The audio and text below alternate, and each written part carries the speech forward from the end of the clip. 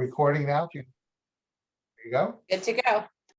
So I'll call the meeting to order. It's now that we're on now that I can be heard. And it's been a while. I guess the first thing on the agenda is a public comment. Is there anyone here, any public that would be on that would like to make a statement or a comment at this time? And I know Bill Stableford's on. You could put him on, Jeannie. No one's raising their hands. Okay, thank you. Are there any members other than Bill Stableford on? Jeannie? Yes, there's one other person watching. Okay. Hello, Bill. The most common phrase on Zoom, you're on mute. Joe, I don't think they can talk unless they're a panelist. We made Bill a panelist. Oh, okay, got it. I've just been elevated to a supreme status. Thank you. I have no comment at this time. I'm just gonna listen. Thank you. The next item is the approval of the February 28th minutes. I read the minutes. I didn't have any comments, but then again, I wasn't there. So are there any comments or changes on the February 28th minutes? I make a motion to approve the minutes. Could I make one comment, Joe, Sure. before we second it? So Okay, our so- meeting got cut off last time while we were reviewing the minutes from February 18th. We had approved all the minutes, Joe, so that's not an issue. But there was a comment from the public regarding, I think it was from the 12th of February. So I think we handled it before the meeting was ended or was cut off short. So I believe we were good to go. That was the only comment I wanted to make. All in favor? Yeah, I think Oh, we but- need to, no, Oh, we didn't get the second. I'm sorry. That the second was cut off. Go ahead. AJ. yes. Yeah, sorry, Dave, I don't know if we fully resolved it. I thought we had to amend it to say that the conversation that had occurred was the correction of the minutes, because there was a conflict about whether or not, I'm just on my phone, so this is all from memory. I'm not staring at the conversation that we had. But there was a conflict between us saying that we were amending the minutes, but then approving the minutes before they had been amended. Yeah, I think that's So- right. Yeah. I'm on my phone too. I don't know, Joe, are you able Oh, to no. share your screen? Yeah, I mean, that's what I did last time. I tried to have all the attachments and shared the screens. We could look at them together. I don't know, Joe, can we Yeah, go it's back and look at that later? I mean, it doesn't really affect these minutes because, It doesn't. It was just a point of clarification. It wasn't making any major I don't change or anything have, we discussed. I mean, I wasn't prepared to share the minutes, so I'd have to find them and share. So I'd rather put this off for a later discussion. And also at a time when we can really, maybe someone will have to look at the what was recorded and what wasn't, and see what was on and what was not before we make any changes. Does that sound reasonable? oh yeah, Joe. So if it was recorded with the video, I was sharing my screen. So we would definitely be able to go back and look exactly what part of those minutes we were referring to. Not today, but later. Okay, so we'll make a Yeah. note of that for next meeting. And what was the date of the meetings that are of the approval that was in question? January 24th. Yeah.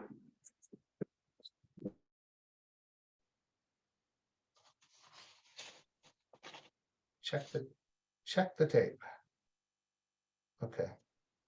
And that'll be for our next meeting, the next meeting that comes up that we have scheduled. Okay, so I believe we had a motion to approve the minutes from the February 28th meeting, and we had a first, but not a, I think we cut off before we got a second. Second, Second, and Kelly seconds. Any further discussion? Approved, say aye. Aye. Aye. aye. I, It's, that's everybody who's here. Motion passes. The second is the review of, second item is the review of the, that's third item actually, is the review of the project budget. And Mark, you were going to lead us on that. Sure. You sent a revision of the original budget dated 2/13/23. Mhm. And if you'd like to go through it, does everybody have a copy of it? Did everybody see it at least? Whether you got a chance to review it in depth or not? Okay. Yep. I haven't heard any no's, so let's Mark, Okay, your lead. thanks, Joe. So I wanted to just start with just an opening commentary about budgeting at this pre-referendum, before you have an architect on board sort of process. There are two ways budgets are developed. They're either developed with a design in place, so you're budgeting to a design, or you're designing to a budget, which is to say you don't have a design, but you're coming up with a value for a scope of work that the client feels they could tolerate, for a given program. So in this particular case, we obviously didn't have, design documents to do estimates, but we did have some concept designs. So for a lot of what was in the budget, like FF&E specifically, we were coming up with a budget for the program to be designed to versus developing a budget for what the design is. Okay. A lot of this was driven by the town wanting to keep the number not so high that it wouldn't pass referendum. So, they wanted to spend a certain amount of dollars, but we needed to be fiscally responsible. And we had iterations of a budget that went as high as $30 million for a community center. But at no point did anybody feel that that would be supported by the town. So we kept coming up with budgets that the town felt could be supported by the community. So, so what we're doing now is we're telling the design team, the project team, to really design to a budget, come up with concepts that fit within, the four walls of the room that we have. So I'll just start with that. As we walk down from top to bottom in terms of the document that I shared Friday, I just wanted to highlight kind of how we got to some of those numbers, right? So for example, the heavy renovation, the light renovation, the core and shell, those are driven by the concept plans that QA&M came up with pre-referendum. So when we conceived, and I'll share my screen actually, so you can see what I'm talking about.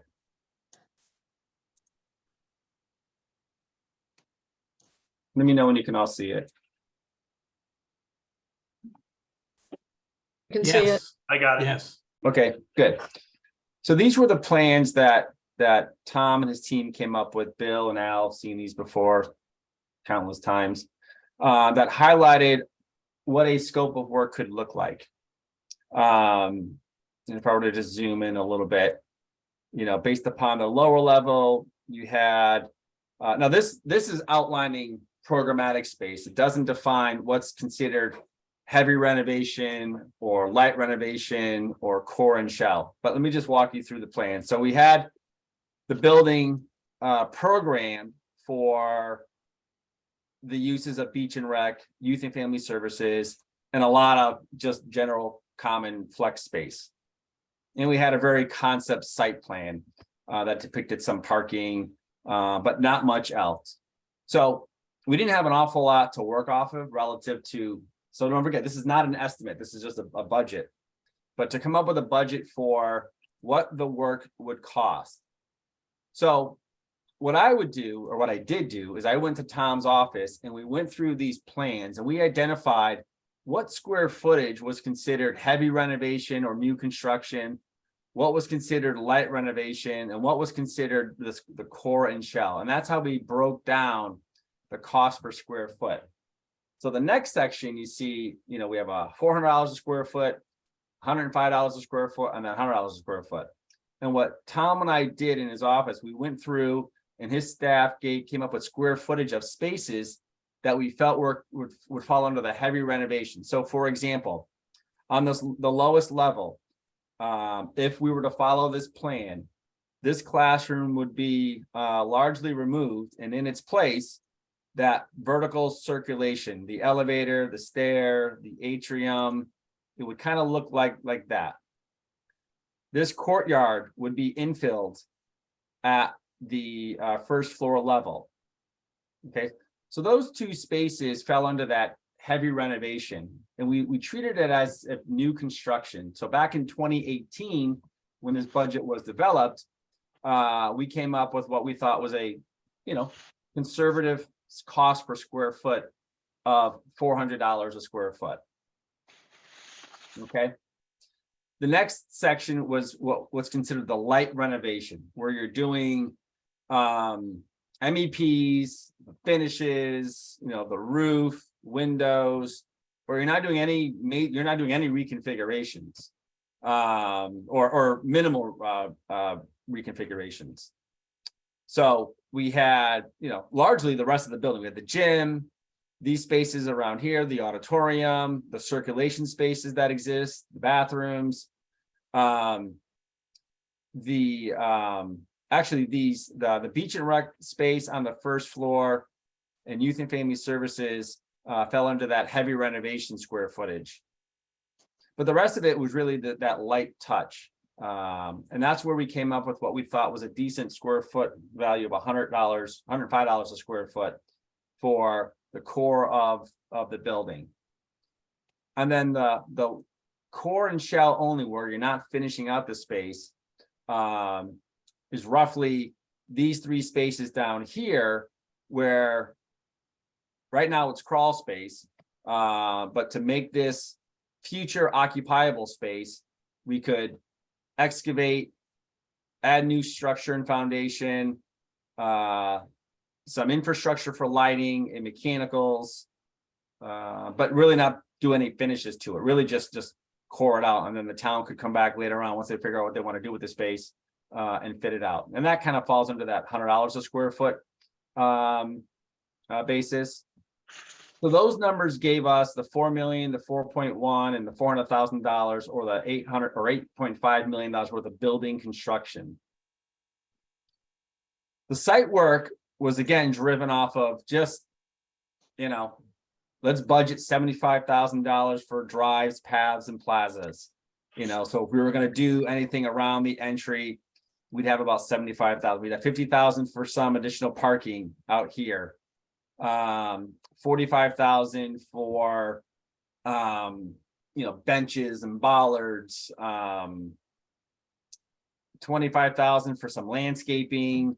Again, we were basically coming up with some budgets. It's okay, we can afford this amount of site work. From a site utility perspective, again, based upon needing potentially new water, sanitary, electric transformers, anything from the street to the building, we came up with estimates that we felt budgets that we felt would be comparable to this building, based upon previous projects that we've been involved with. Geothermal is a very specific number of 748,000. That was based upon a square foot value that we derived from the Madison Library project that has geothermal. And then the 830,000 for hazardous material was an actual quote from not hazmat, but hazmat, Fuss and O'Neill.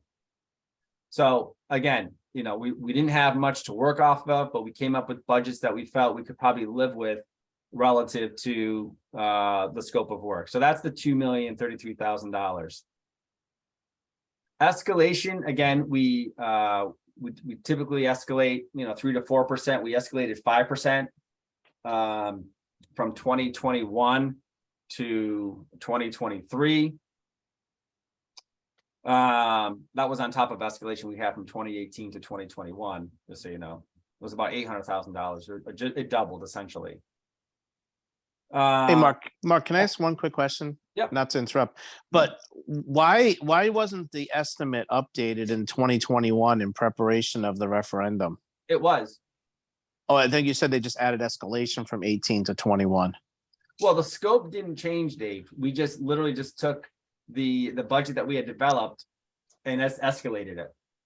So Which you- actual escalation Yeah, from well, 18 to 21, correct. not estimated. Okay, that makes Right. sense. Okay, thanks. So while we're on pause here a little bit, could you speak to why in this newest version of the total project budget, the escalation is less than the November of 2021 number?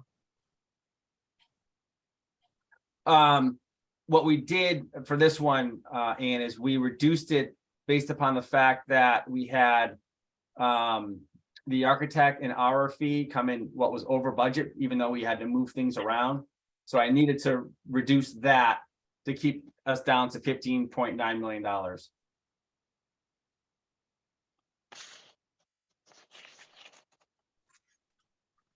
What we were doing is drawing from that escalation to cover some of the other costs that were coming in over. So essentially what we're telling the design team is that we've got, 12.1 or $12.2 million for this project for the building construction inclusive of site. Okay, but I am noticing, and I'm sure you'll get to it when you get to it, that we've reduced contingency a little bit. Yeah, what was it, Ann? I don't have the original one in front of me. So the original, we left owner's project contingency looks like the same, and then went down in construction contingency from 359 to 353. Yeah, that's all formulaic, and it's 3% of construction. So as the construction numbers goes down, because escalation went down, the contingency went down. So it's all formula driven. Okay. Thank you. Yep. So onto the FF&E section. Again, these are typical FF&E related items for a building. When we were developing the budget, we were told a lot of the furniture from Beach and Rec or Youth and Family Services would be relocated over to the new building. So, we came up with, a decent amount of some new furniture for any new spaces that would require it. Again, it's a budget. We didn't have an actual layout of spaces because we didn't know if this was going to be the layout of the building or how it would be fit out. So we came up with $135,000 for loose furnishings, $100,000 for program related equipment, data telecom equipment of $165,000, AV $75,000, security $75,000, kitchen. Again, it wasn't intended to be a teaching kitchen, but replacement of some of the items, high-end residential, if you will, of $125,000, and then any other specialty signage we think we would need. We added money there for. Again, this is the kind of thing that you're just now coming up with a concept that meets within these budgeted dollars. And then under fees and expenses, again, the architect is the actual submission, plus we added the reimbursable expenses survey scope that was carried elsewhere. The hazmat consultant for the documentation, design, and CA. This is what we typically would expect for a building of this size. Geotech, we carried a little bit of something in case we need to do something for any building related additions. Soil sampling, peer reviews, project management is actual, plus we added the reimbursable expenses that was typically carried elsewhere. Commissioning is usually 0.5% of building construction costs. That's what we typically see. Estimator, again, based upon similar projects. Legal fees, based upon similar types of projects. Utility assessments, based upon typical, similar projects is how we came up with those numbers. Under the expenses, typically, builder's risk is that 0.15% of construction. Materials testing is typically 0.15% of construction. Moving and relocation, again, moving, two programs. This is what we typically see. We always carry a miscellaneous expenses for things that we're not thinking. Advertising for publicly advertising, we kept a little bit of money in there. And then financing bond origination, this came from the town. And then contingency, again, 3% of construction costs is that construction contingency. And then the 358 is 3% of construction costs plus the FF&E fees and expenses. So that gives us the $711,000 of contingency, or the $15.9 million. So again, a lot of this is based upon our historical experience with similar type projects. What we typically do in a situation like this, and I'll just share another document. So this is another community senior center that we've worked on, previously. And what we typically do is we go into where we have similar projects, where there are costs for typical services. We take that, divide it by the square footage that we have, and that gives us a cost per square foot for that particular scope of work. So MEPs are listed here, any finishes are listed here. So this is, we're constantly looking at lots of different data to help us gauge what the budget should be. So it's not just throwing a dart at a board. There is some math and science behind coming up with these budgets. And again, when you're doing this all day, every day, you have a general pretty good idea of what things are going to cost. So Mark, the building commissioning, you're saying that 43,000 would cover that? Because I thought last meeting, Adam said it would be about 100,000. Well, again, I've seen building commissioning costs come in, and that, again, this is something that we build in. I don't know what Adam has seen. I haven't talked to Adam since the meeting. I don't know what he's seeing, but this is what we typically build in for a renovation. He may be thinking of a new construction project. I'm not sure. We don't have. Hey, Mark. Yeah. Hey, Mark. I think he was referring to the pre-construction CM cost being 100,000. Oh, Okay. I could be wrong, but I believe that's the number he threw out. I think it was like 45,000 for the commissioning agent. Okay, sorry. okay. Well, yeah, that is a good topic. So CM pre-construction costs I've seen vary from $10,000 to $100,000. Again, it depends on the eagerness of the contractor to do. We just went through a CM selection process not that long ago, and we had one firm willing to do it for free. Another firm is charging us $30,000 for the pre-construction services. So what you would lose is the cost estimator. So if you have a pre-construction fee from a contractor, you wouldn't necessarily spend $25,000 on a cost estimator. That would become the CM pre-construction fee. And again, we've seen anything from $10,000 to $100,000. It depends on the type of project. Most CMs to get the job or to show their eagerness for the job won't charge a lot of money for pre-construction fees. And on a $12 million construction budget, I wouldn't expect more than maybe $50,000 for pre-construction fees.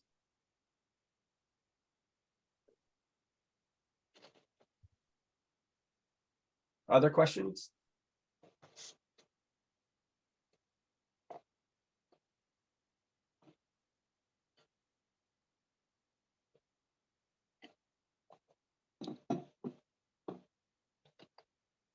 Yeah, Mark, I had a comment on, I had a couple of comments, but I'll get to the easiest one first.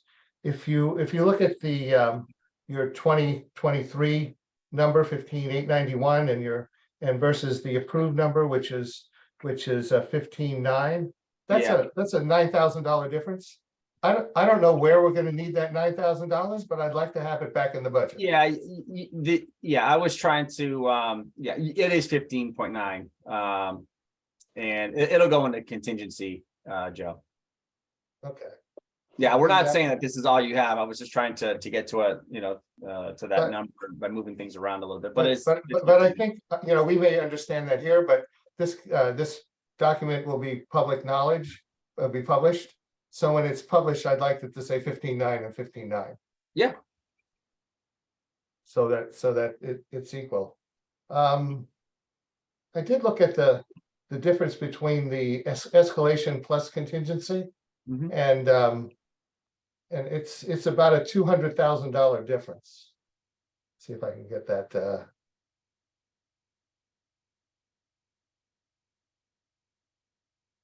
$194,000.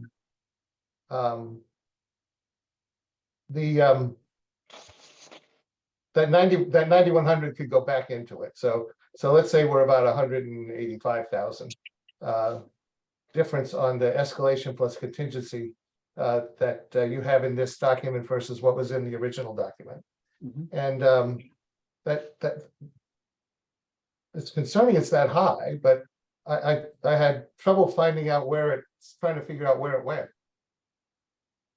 The 200,000. Yeah, escalation plus contingency.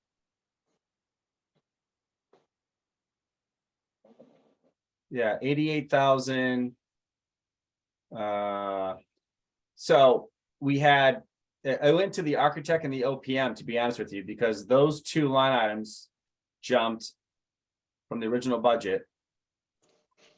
I want to say $300,000, 308, and we were able to offset 100 and something $1,000. There was a big, there was like $96,000 worth of printing in there. I think there was a big number for printing that got added to the architect's fees.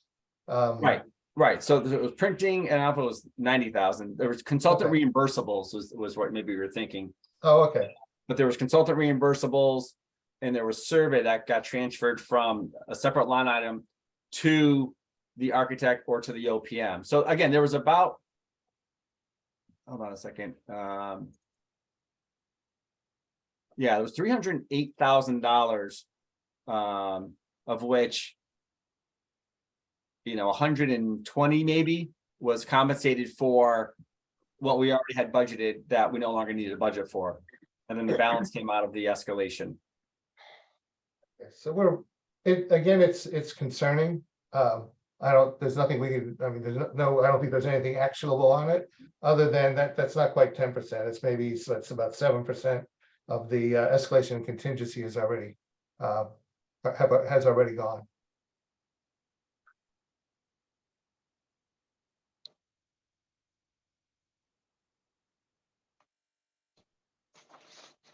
But again, please add the $9,100 back in. I need, we can get some real nice office furniture for that.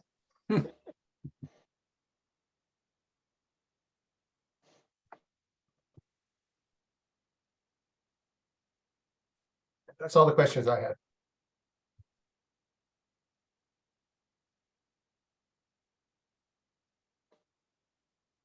Anybody else? Any other comments? Joe, I have a question. The original, the actual referendum question, does that, and the materials that went in support of that, do they include mention of actual mention of a commercial kitchen?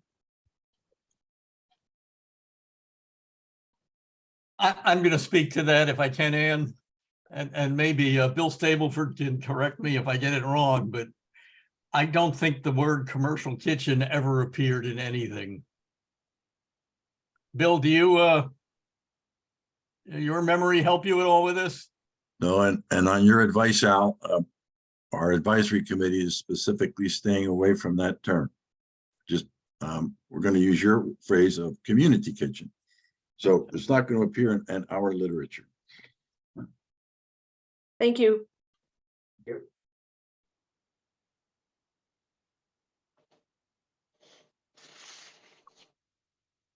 I don't think there's anything anything actionable on our part.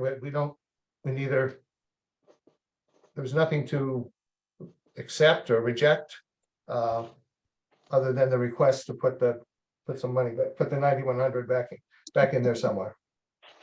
All right, I got it. It's there. You get the feeling I'm not going to forget that, Mark? I just did it. It's there. Our total contingency now is 720. Okay, thank you. You're welcome. Um, I'll recirculate this after the meeting. Okay, and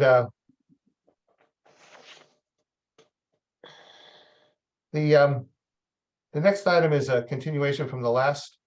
And again, I wasn't here, so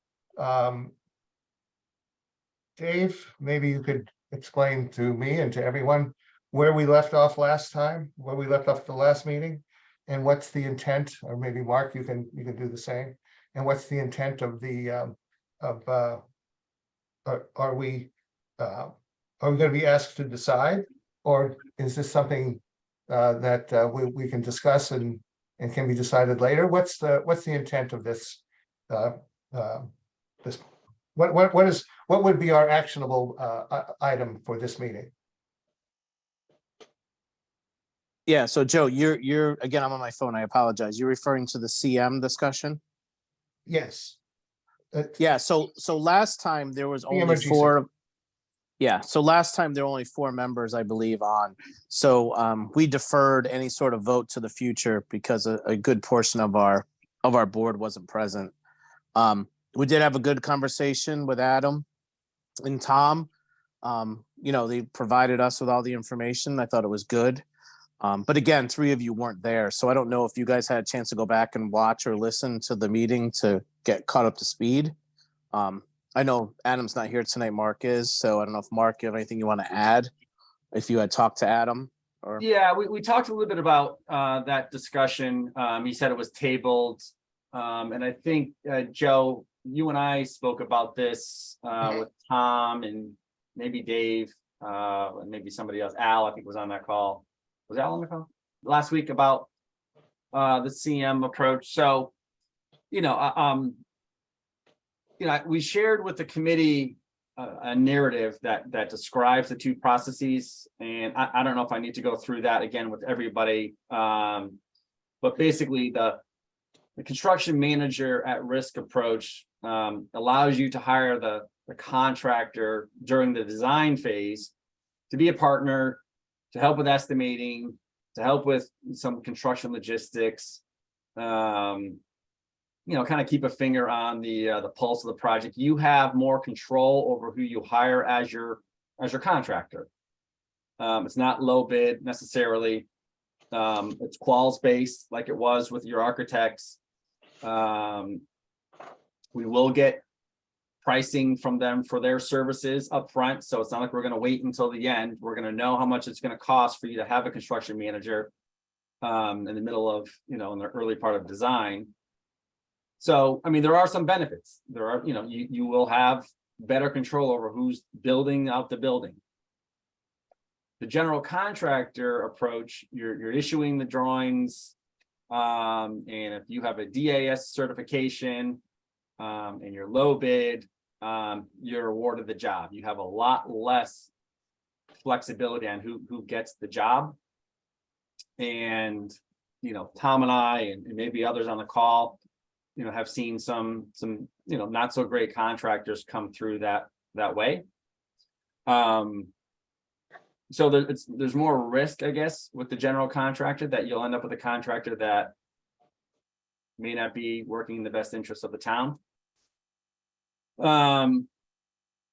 Some projects really are driven towards CMs, schools for sure, because there's a lot of logistics that have to go on, where you want to have a construction manager at the table, developing the construction logistics, especially if you have an existing occupied campus and you've got kids and you've got faculty and students and whatnot. I would say a lot of the schools in Connecticut go CM.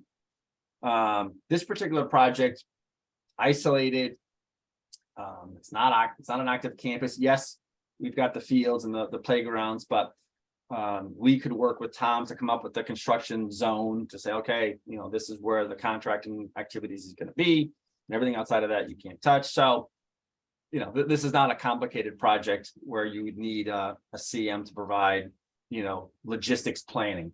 It really isn't.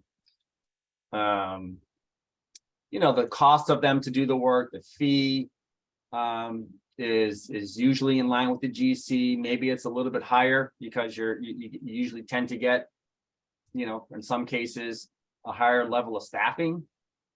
I don't think the job's going to require an awful lot of additional staffing because, again, it's not a complicated project. The other thing that factors in, and I mentioned this during our call, is the CM at risk will have a CM contingency that's built into their guaranteed maximum price. Any money that doesn't get spent goes back to the town. That's there to protect their errors and issues. So I don't think this is a job that I would say you absolutely should highly consider hiring a CM because it's not a complicated project. But if you want to minimize the risk of getting a bid from a contractor that may not be the most qualified, but they've got the lowest number, and you're willing to work with that contractor, then the GC route, the lump sum design bid build route is fine. Hey, Mark, can I just add one thing? Yeah, go ahead. Yeah, something that Tom brought up to the group 2 weeks ago was that the CM tends to try to strip sometimes scope out of the project to protect themselves, to keep it within budget. So he thought that was a little bit of a challenge. And again, to Tom mentioned, just like you said, it's not really a slam dunk either way to go with the CM or not with this project for the reasons that you just gave. So just wanted to add that in. So, right, with the, I see this, Dave, and I might have mentioned this to you guys last week, CMs will estimate high and architects will estimate low. That's why we have jobs, because we're there to balance the two out. Because, the architects they want to convince themselves that the design is not that expensive, and the contractors want to convince themselves that it's more expensive. Because, they want to ensure the job comes in under budget, and, the architect will blame whoever for the jobs coming in over budget. So he's right, but that's why we have two estimates, right? That's why Tom is required to submit an estimate. If you hire a construction manager, they're going to be required to submit an estimate 3 times during design, so that we're constantly testing to make sure that we're not designing to over budget. And, if we see or hear the CM during the estimate reconciliation meetings where you review the estimates side by side during those 3 periods, if we see the CM is inflating a scope of work that just, again, doesn't align with the architect's estimator, doesn't align with some of the numbers we're seeing from all of our other projects, we will call them out on it and say, that's, you're inflating that number for whatever reason. And we know the reason, but, and we can help guide, those types of issues and discussions so that you don't have an estimate that's inflated, where you're required as a committee to value engineer and cut scope. We can guide those discussions. Now, in those estimates that you just mentioned, Mark, are there parameters that they have to be within 10% of each other to move on to the next step? Absolutely. They can't do anything unless this committee says you're approved to move to the next step. And you're not going to do that unless you're on budget. Okay. Because I know that they'll try to say, well, we'll make the changes with the next update and we'll get back in budget. So we don't really want to move on without getting everyone in alignment. What's gonna happen, Dave, is we're gonna get the design. It's gonna go to estimate. Whether you have a CM or not, we're gonna have 2 estimates, and we're gonna sit there and we're gonna review. And if the project is let's just say it's $1 million over budget, we're gonna come up with value engineering ideas. Will it come from us? It'll come from Tom. It'll come from you all. It'll come from Bill. It'll come from whatever. But ultimately, that'll be presented to this committee, and you will make the decisions on which items to cut to get us back to budget. And then once you say, okay, we're good with all those reductions, then Tom's now responsible for changing the documents to reflect those value engineering reductions. Mark, who do you guys use for your estimating? Do you have in-house? We don't do in-house, Dave, and it's conscious because we want to make sure that the estimate is completely, unbiased, third party. We don't want to even have the sniff of, are we influencing estimates because we want the number to be lower? You know what I mean? It's one of those things that we've talked about bringing in-house estimating, and then we always come to the conclusion that we're owners reps, we're third party, we're there to guide. And if I gave you an estimate, I don't want you to think that I influenced that estimate because as your owner's rep, I wanted to reflect a lower number. Because then, it comes in over budget, then our estimate looks terrible, and all of that starts to get questioned. So no, we facilitate the hiring of an estimator like we facilitate the hiring of an architect or a CM or any other consultant. There are probably 3 or 4 estimators, that we work with, Dave, in Connecticut that, are good estimators. Yeah, and obviously we want one that's up to date on current trends and pricing and supply chain issues, right? Oh, for sure. Yeah, well, that's the one other benefit to the CM is, estimators are good. They have ideas of trends and they're seeing bids, but they don't necessarily have the direct access to the subcontractor market that the CMs do. They could call the electrical contractor and say, hey, what are you hearing about, lead times for transformers or switchgear? They can call a roofing subcontractor and say, hey, what are you hearing about lead times for roofing materials? So that is one of the nice benefits of having a CM, is that direct subcontractor access for those types of questions. Now, are there CMs that just do these like $10 to $20 million projects? There are CMs that are better equipped for $10 to $20 million projects versus $200 million projects, if that makes sense. I mean, Well, I was just thinking we're kind of in a different zone here, right? We're not in the 200 million. I would hate to have a CM that's thinking, outside the box, right? And we're in the box. Yeah. I know the firms that are big that do $200 million project, like Gilbane. Gilbane does big projects. But they also have a small project division, and this would fall under that category for Gilbane, because this is not a big project for Gilbane, obviously. But would they be? Because I was even thinking, let's just use them as an example, right? More than likely, we're hiring a local-ish contractor to do this work, right? So our subs will be mostly local to the county or to the area, right? And I wouldn't want to be using pricing from New York or New Jersey for New Haven County, No, you're going to hire a CM, Dave, that's based out of Connecticut. There are a dozen contractors that I know of that would be interested in this project that kind of fall in line with that $10 to $20 million construction budget. I don't know if you guys have ever heard of the firm the PAC Group. They're out of Torrington, Connecticut. We're working with them right now in New Haven on a project. We worked with them in the past. Their sweet spot is that $10 to $20 million project. Montagno is another good contractor we've worked with. That's their sweet spot. They wouldn't necessarily go after a $50 million school or an $80 million school, but they're better equipped to do the smaller projects. And quite honestly, Dave, you get a better fee, you get a better general condition, and you get a better pre-construction from those smaller firms that are good. Like Babbage is another good one that we've worked with. That's not Gilbane, not Turner, not Skanska. And obviously their overhead's much less. Yeah, and they're just their overhead's less, and they're just eager to do good work for good clients. Yeah. So let's use like Brantford example. Did they use a CM there? I don't know if they did use one in Brantford. If you're talking about the Brantford Community Center, correct. Yeah, I have no idea. We weren't involved with that project. We did the intermediate school in Brantford, and they did use it, but that was a $60 million job. Yeah. I thought you guys were involved in the community house. Okay. Yeah, and I'm actually looking. I don't even think so. Rocky Hill we did with QAM, and Wyndham we did with QAM, and I'm 99% sure both of those were GC, not CM. Now, since we're renovating and not building new, would you recommend the CM over the GC just for that fact?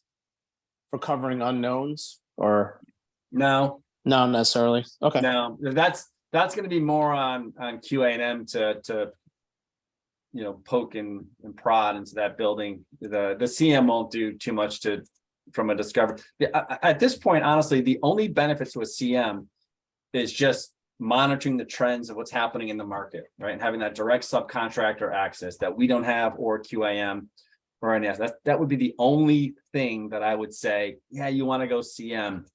The rest of this project isn't complicated. There's nothing about this project that's so complicated that I would say you would, in some cases, if you have like a scheduling issue and you want to do an early package for like demo and hazmat, okay, you have a CM that does the early package, and then you follow that up with, the rest of this.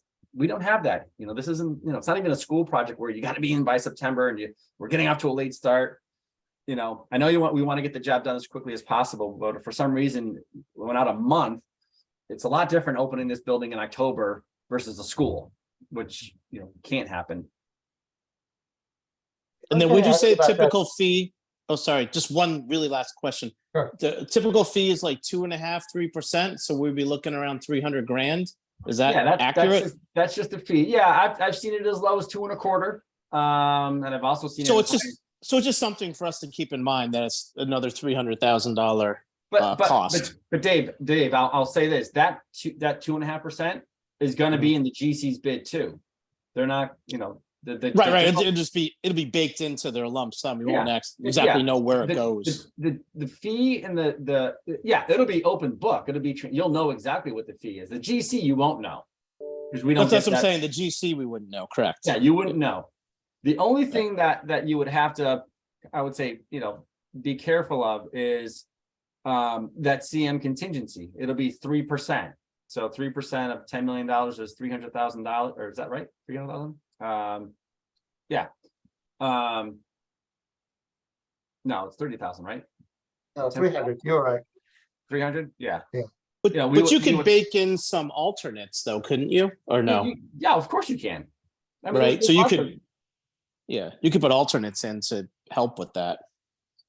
Yeah, there are things that you could do to mitigate that. So again, My question, let me, before you, Mark, my question was on the staging. The mitigation of the hazmat, hazardous materials. Mhm. I think we had talked about using that, staging that first.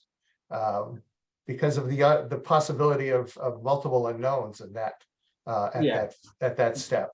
you would have to do that first, right? Yeah, and But that could be. and I looked at this, I actually read this came with it. And this was the project delivery matrix, construction managers versus CM. Okay. And it did talk pretty heavily about one of the advantages was if you were going to do any staging. And I guess I'd like to just ask you, does that, and maybe Joe, since you're more you've dealt with this before. What would there be an advantage if we, to bring the hazardous materials and would we be able to do that in either circumstance, either GC or CM? I'll chime in. Just my take, and Mark, you tell me if you disagree. Given what we have, asbestos, lead, and mold, the remediation work would normally be done when the demo work is done. It would be high-tech demo, removing all that material, and then finishing up demo.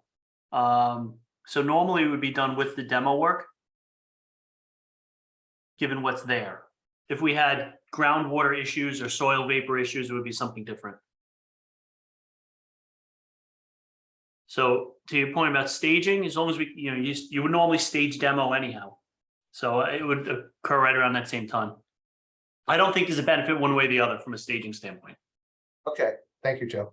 You would just want to have the design advanced enough so you knew kind of what your demo was going to be, right, Joe? Yes. I mean, so you knew the demo guy was in there that, hey, by the way, you got to take this wall down too. Yes. So you need some design documents, Joe B, before you can just throw the hazmat contract out there. Yeah, well, what'll happen is this goes GC lump sum where you don't have a CM. You're gonna have the same hazmat drawings. You're gonna have the same hazmat specs. You're gonna have the same demo drawings and specs. And what the general contractor will do Because once it goes to construction, I gotta be honest with you, it looks exactly the same, CM versus GC. You couldn't tell the difference. What'll happen is that demo and abatement contractor will go in first. They will be the first contractor Yeah. in the building to clear it and do the demolition so that it's safe. And then all the other contractors can go in and do their work. It'll look exactly the same, CM versus GC. The only difference is that if for some reason we need to fast track that hazmat plan, because usually those drawings are done quickly, right? You know, I can have a demo and hazmat plan in 3 months. We already have the hazmat scope. We know it. They tested everything. You know, it's the rest of the documents that'll take longer to be completed. We're doing this right now for a school in New Haven, where honestly, we needed to get in early. They're on a 2-week break because it's a private school. We wanted to get in and get the hazmat done before students came back. So we did an early package, you know, because they were done. It's not a big package. We got a contractor. They're doing the work now. Today was the first day, while the rest of the job is still being bid. But again, we don't have that with this particular building. Just want to let you know that I did read the what you sent, and it was we talked about the hazardous materials, but it's going to be done. If it's going to look the same anyway, then it's not a factor.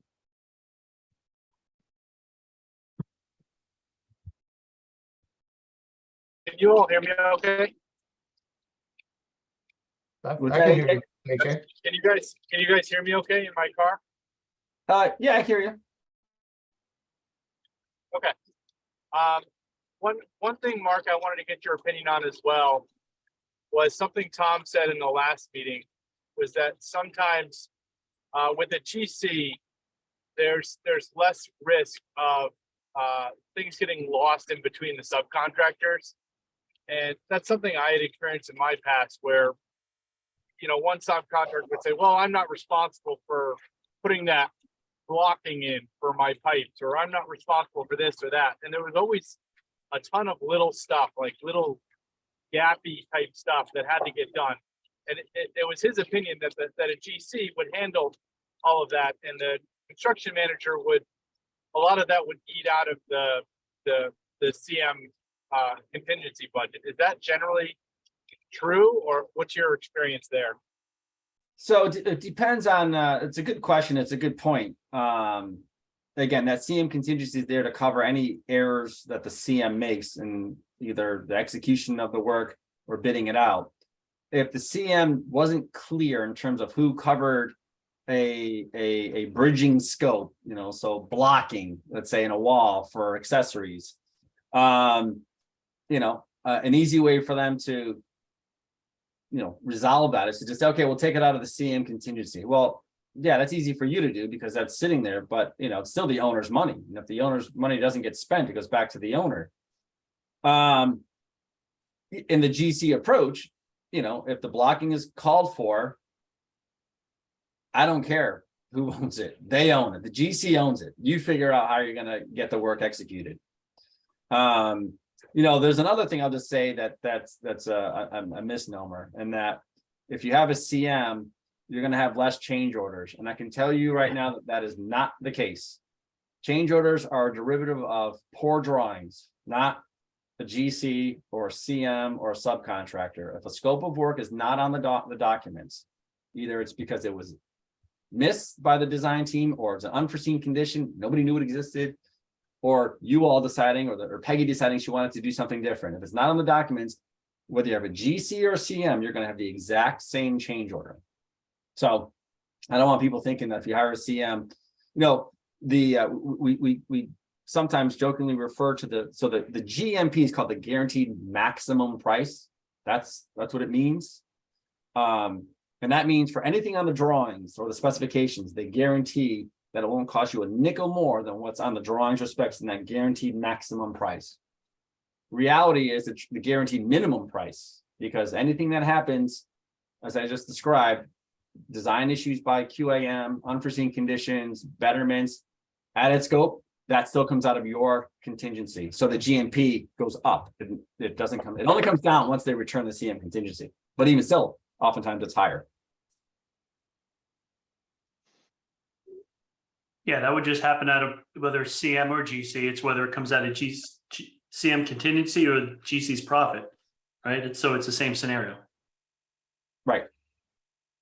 The only way I Well, see you, it, good. I looking at the two, I mean, I just see it as a matter of transparency. I mean, a CM does give you a bit more transparency into subs and the costs and how you're spending your money, but you're paying for that. Mhm. Where a GC is just, you're paying them a lump sum. They need to deliver everything within scope. If they can do that for less, that's more profit for them. If they can't, well, you still get your scope, they just make less profit, but you lose your transparency into how you're spending all your money on all your subs. Correct. So there's a trade-off, from a financial possible benefit with the GC to transparency with the CM. Well, plus two with the CM, he's gonna put out packages, right, Mark? So Mhm. we'll know who Yes. the MEP contractor is. With a GC, they could bid it and be the low bid and still be working out who their electrical sub's gonna be and not know at the time, That actually was 100% true. That's exactly what. right? Yeah. I worked for electrical contractor for a year out of college, Mark. So I work in the estimating department, so fully aware of how electrical contractors work. So you know the racket. Yeah. And I work for one of the bigger ones in Connecticut. So Which one? Never mind. Don't say it. This is being recorded. yeah, definitely not. Yeah, just wondering for the committee, how much that transparency into the CM matters versus GC. I don't know if the town has an opinion.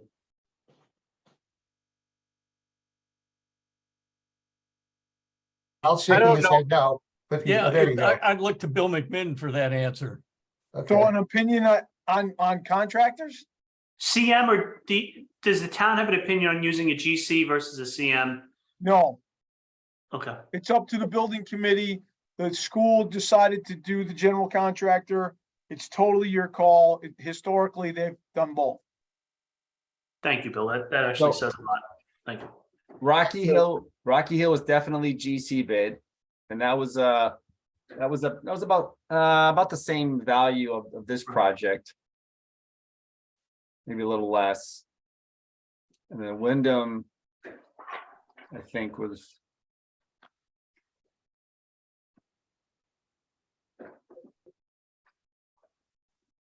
Is there any difference in terms of warranty? Nope, Good question. all the same.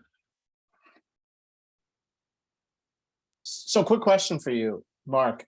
If we Yeah. go the CM route, these packages they're putting out, do all the subcontractors that they're soliciting have to be DAS approved, or what's Yep. the qualification?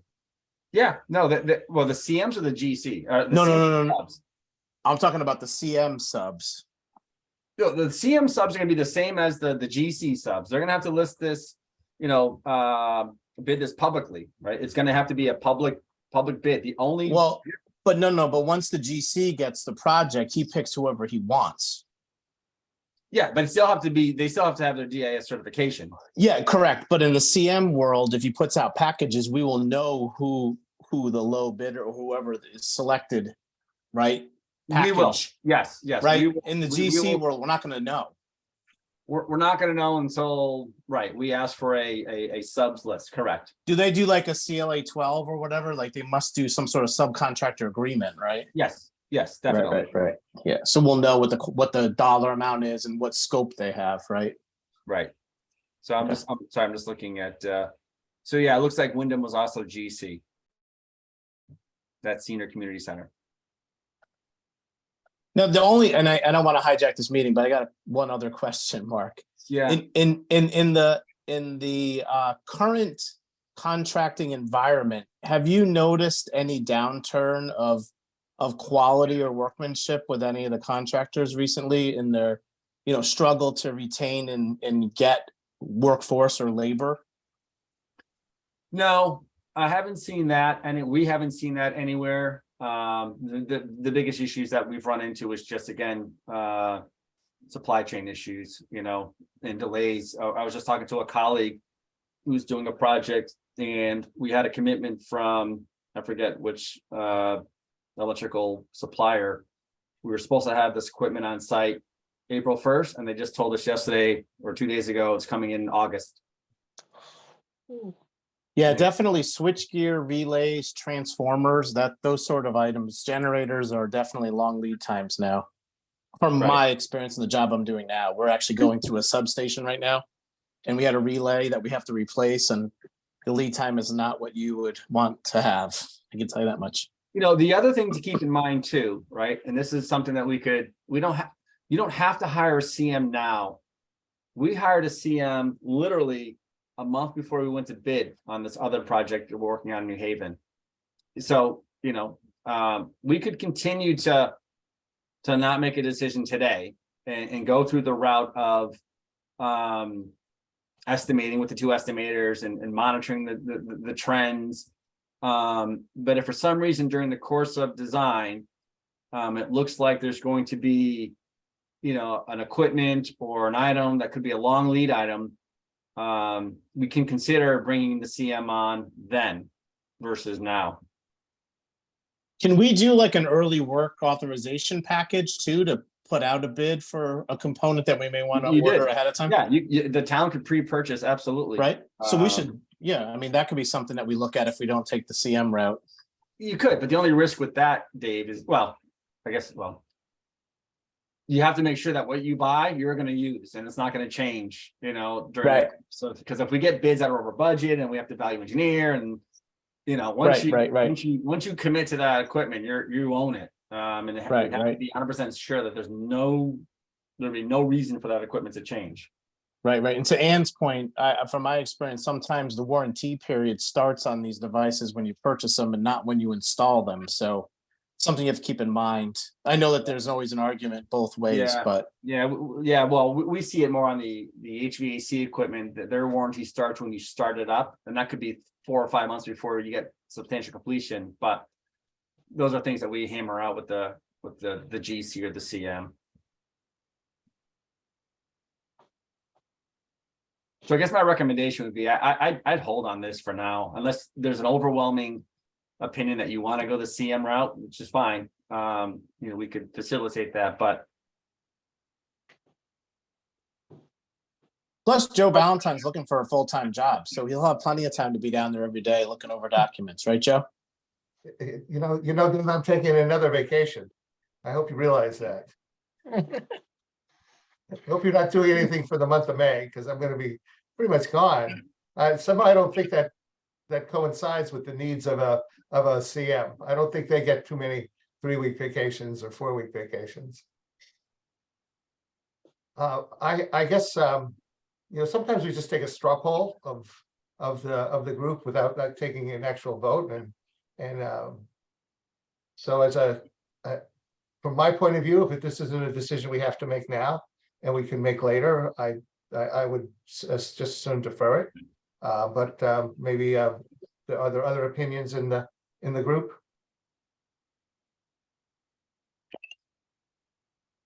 I'm not seeing a whole lot more information we're gonna learn about in the next few weeks, but maybe I'm mishearing what is being said here. It sounds that the decision to me sounds like we kind of have all the facts that we would need to make that decision. Oh, sorry about that. Just walked in the door. But it's just my opinion. We Agree with that. you agree with that? So if we do. made the decision now, would it be CM or GC? Where does the committee lean? I'm on the fence. Given the size of the job and the market, I might lean towards GC. Well, I'm not sure it would be hard to sway me the other way. hey, Joe, can we just propose to revisit this on a particular date? Can we just set something now? Does that make sense? Like, Mark, when would we be at like 30% design or whatever? you know, I don't think you need to make a decision anytime soon, honestly. I'm just looking at this. I'm going to pull up the schedule. If you give me a second, you know, if you were going to hire a again, if you're gonna hire a CM, you want to do it obviously before you finish the design, because what else, why else would you hire them? Maybe what we should do is we should go through the schematic design, which is again the early phase of the project. Come up with a program, come up with a schematic design. We can get the two estimators, we can do that. If the volatility in the market is still kind of crazy, maybe we could have this conversation like in the May, June timeframe, and maybe we make a decision by August, because August is when we're going to have the next round of estimating before we continue on to the third level. So maybe we just hold on this until we get through March, April, May, and then then we can have a conversation. So I would say, if you're going to hire a CM, you're going to want to do it, in the August, September timeframe. That means we want to put our RFP though by like July 1st though, right? Yeah. And we would set up a very similar process we did with the architects, an RFQ/P, get the general. Okay, so maybe we revisit, I don't know, just throwing a suggestion, revisit the last meeting of June. Whatever that date is, Joe. Does that timeline change if we want to hire a GC? Does that mean nothing Scheme, changes? right? Nope. Our plan is to go to bid February 2024. We could defer the decision either way until the end of June. Is that correct, Mark? Yeah, definitely. Yeah, are you? So do we feel like Eileen, we'll learn? Eileen, you haven't said anything. Do you have an opinion here? I really don't. I feel like it's 50-50 and this is not something I have a lot of experience with. So I'm really defer to the experts on the panel. And do you have an opinion? I don't actually have an opinion yet. I can say I've worked on projects that have gone both ways, and as we've all said and noticed, there are pluses and minuses. And I would just as soon defer the decision until we're further into the design process. AJ, to your point that do we have all the information? Maybe we have all the information, but we might develop a little more clarity on what we need by the time if we defer until the end of June. Yeah, that's fair. Anybody want to make a motion? Put this in words now. Joe, do we have the date for that last meeting in June? Yes. I can tell you in just a second. Thanks. I was just thinking maybe we make a motion to defer to that meeting. To that exact date, sure. Yeah. I don't know. Just throwing out there. And is it that June, do we expect we'd be about 30% design by then? Is that? No, we'd pass that, Joe. We'd be closer to nearing 50%. 50, okay. But we would know by then, Joe, how we were looking on the 30% estimate, right? Between the two estimators. So kind of give us a guide. We know how far off we are, right? So right, how we're trending. Yeah, right. that might be a little bit more information for us to noodle over at that point too, though. Right. Yeah, our second meeting in June is June 27th.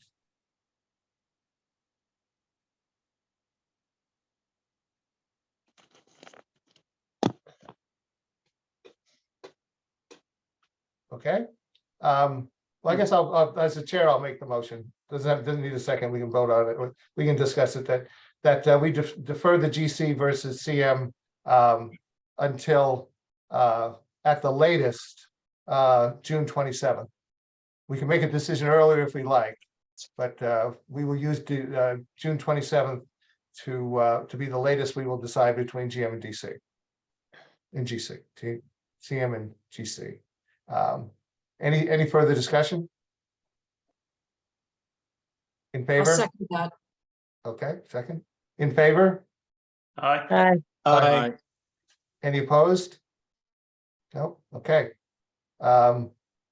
If you're listening, Jeannie, if you're hearing hearing this later, that the June 27th is the date of our second meeting, and that's the date, that'll be the last date, the latest date to make the decision.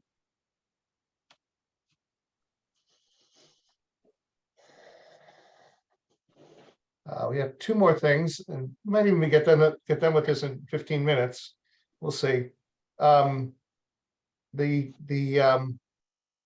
we had when we had discussions with Tom and Mark, we talked about the sort of the tenor of the meeting, or the tenor of the meeting might change, and it might be more involved. We might be more involved with design issues and scheduling issues specific to the project. And at that point, at some point, I'd like to move from Zoom only to hybrid in person, which means there'll be an in-person. The meetings will be scheduled in an in-person spot, but we'll have a remote via Zoom. I think that does two things. First, it increases I think the ease of communication if we have some people in the room, especially if we're looking at documents or prints. But I also think it actually adds more visibility and more transparency to the meetings, because someone doesn't have to wait to come to a meeting or to listen to the meeting or try to get in on a Zoom. They could actually come to the meeting, and in those cases we've been known, we've actually sometimes answered questions right there. If someone has a simple question, we can address it immediately rather than having it submitted and gone through, find it on Facebook a couple of days later. I guess I'd like to make the motion as a chair to go to this hybrid in person with remote, and ask for a discussion or any other opinions. I have no problem with that, but I thought at one time the town said that we couldn't do the hybrid because it required extra staff or something. Yeah, I don't think, it wasn't that we couldn't do it, but it is more difficult for the town. And Okay. it does require. So that's why I'd like to, even though it maybe right at this point, we don't need that type of meeting, but it does give the town the time to schedule and develop or get any resources that we might need. So that's why it's sort of doing it, getting it on the docket early. And when did you want to start making them in person? I think Do you have I didn't have a particular time, but it probably will take a couple of meetings for the town to get on board. But I'd like to do it as soon as the town can comply. Jeannie already sent me a list of. She said, "Well, I can't get a room until next year." But I think that we'll if we give it to the town to actually implement, and we can get a string of meetings. If it's only one meeting and then 3 weeks or 4 meetings till the next, we'll wait till we can get a string of meetings that they can put together as hybrid. Hey, Joe, I have one quick question. Are we allowed to have meetings, say, at the senior center and not have them at town hall? I think if we want to do it hybrid, I think we have to, it's going to have to be somewhere that the town can put together the necessary equipment. Now, we did that we had a hybrid meeting at the surf club, and especially come summer, I'll go there for a meeting for sure. I have to say that I was on the Zoom end of that meeting and it was horrible. You couldn't hear Oh, really? anything you guys were saying. Oh, So I okay. would say that is not a good solution. Okay. Point well taken.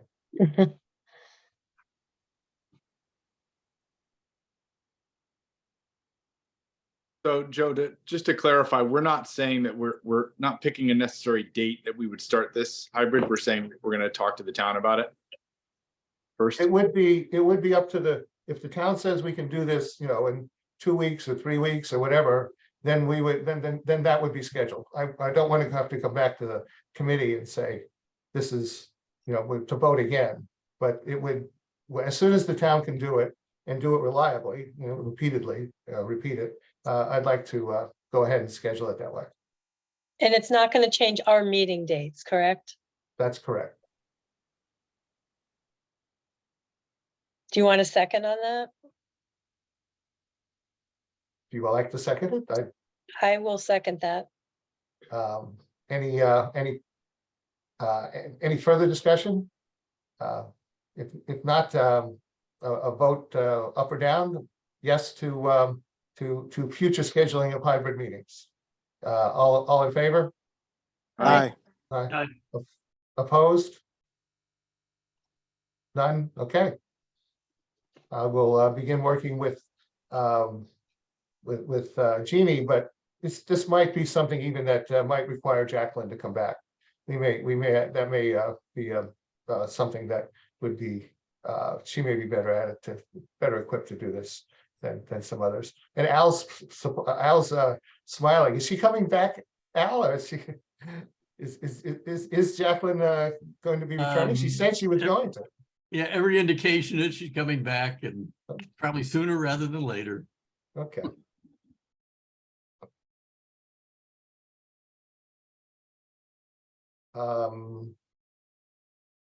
Now we did say at our last meeting, or the meeting before the last meeting, that we would like to schedule community centers, and I think that Mark, you can, we seem to not be able to get to that. So Mark, if you could help us here with an introduction and a time with somebody, some of the people you've worked with, is that possible? For the other community centers? Yes. Yeah, I had shared that with somebody, the Rocky Hill contact and the Wyndham contact that we had. I don't remember who that was. It was last year. It was probably Joan. Yeah, maybe it was. I was working with somebody and we had pulled together some contact information for Rocky Hill and Wyndham. I think Tom knows Branford and he may know others as well. I think the Middletown, is it Middletown? Is that the one that they converted an old school, like maybe 4 or 5 years ago? Do you remember? I don't. The architect that I did the contacts on worked on that one, and I thought that looked really interesting, very similar to what we have. I think it was Middletown. Yeah, it was Silver Petroselli, Mark. Yeah, was that Middletown, Dave? Do you That's remember? correct. It was like an old elementary school, correct? Yep. Yeah. So I actually talked to that guy. I can call him. I think I still have his contact information somewhere. If that's one we want to look at. Can we ask Eileen if you could do contact whomever you have to, Mark or Tom, and get 3 of them and see if you can get 3 of them? I don't know that I have time to do 3. I am volunteering for 4 different organizations right Okay. now. Something, time okay, is if you getting do thinner and one, thinner. if you do one, I'll take that. Can anyone else volunteer to do one, and I'll do one? And how do you want us to do these, Joe? You just want us to schedule it and then whoever can go goes? And if nobody, I think we're probably going to be driven by their schedule instead of ours. And we've got 7 people. Hopefully we can get 2 or 3 to each. so just schedule the ones that we're scheduling to our convenience and the hosts convenience, and then whoever else can make it makes it. Yes. Okay. Except for the month of May, I'm pretty much available. Okay. So we have Eileen doing one. I said I'd do one. Anyone to take a third here? I'll do Branford too. I'll call Branford and Middletown. Okay. Does And anybody want to then- call Wyndham? Because I have a contact for Wyndham and I'm pretty sure I have a contact for Rocky Hill. I'll do those 2. All right, so I'm Yeah, going to send these to you, Joe, right now. This is what I sent to Joan back in December. So I'll do Wyndham and Rocky Hill. And you're gonna, and Eileen, you're gonna do Branford and Middletown. Okay, And maybe I could get a hold of Joan and, I mean, everybody seems to be busy. I don't know what it is. I thought the economy was slowing down and everybody's so busy that we hardly have time. I don't get paid, I don't get paid for any of the work I do. Only if you work for Silicon Valley Bank is it slowing down. Yeah, Oh, yeah, yeah. See, and I'm glad I didn't have $1 million in that bank. It's only it's insured 250,000. Lucky me, huh?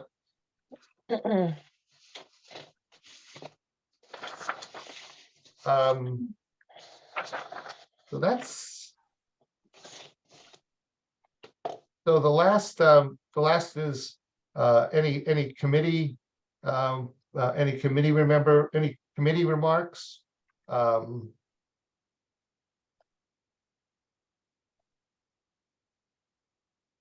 don't think I had. I didn't have any additional remarks. Anyone else have any remarks? Nope. Jeannie, are you still on? Is there anyone, if you could poll the public? If there Nobody is any- else is present. No one else is present? Okay. Can I get a motion to adjourn? I make that motion to adjourn. I'll second it. All in favor? Aye. Aye. Anybody opposed? Didn't think so.